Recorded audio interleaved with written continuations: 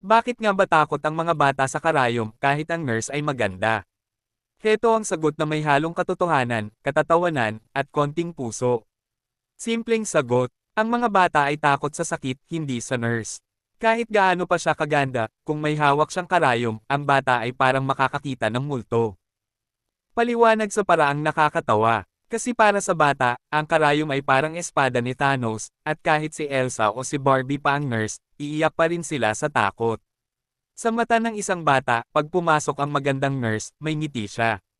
Pero kapag nakita na ang syringe, ang isip ng bata. Hindi mo ako maloloko, ate. Kahit may dimples ka pa. Halimbawa ng eksena, Nurse Erica, hi baby. Ang cute mo naman. Kunin lang natin ang dugo mo ha, saglit lang to. Bata, ayoko po. Ang ganda mo po, pero may dala kang pangsaksak. Heart pero sa totoo lang. Takot ang mga bata sa karayom kasi. Natural na takot sa sakit kahit saglit lang.